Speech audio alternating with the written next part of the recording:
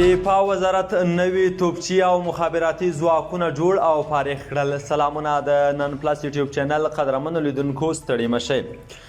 د ملي دفاع وزارت په ایکس پاڼه په یو خپاره کړي بیان کې خبر ورکړی چې 153 تنه ځوان منصوبین یې د توپچي مخابرې او نور برخو کې روزلي او فارغ کړي دي.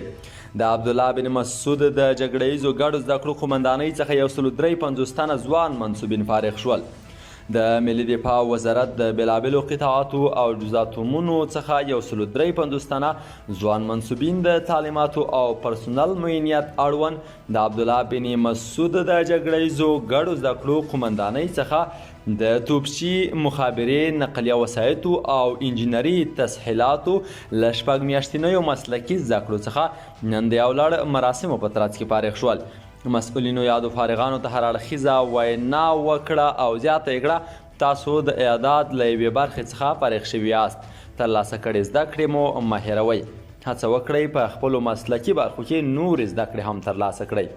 ورته مهال فارغو منصوبینو ډاډ څرګند کړ چې د خپل سر او وینو په بدل کې به له اسلامي نظام او هیواد څخه ساتنه کوي.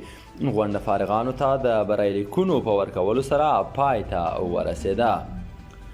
او په یو بل خبر کې اورئ پروان کې د یو کانال جوړولو چارې پیل شوي دي. د کلیو د بیارغونې او پراختیا وزارت چارواکو خبر ورکړی چې په پروان ولایت کې د اوبو لګولو د یو کانال جوړولو چارې پیل شوي دي.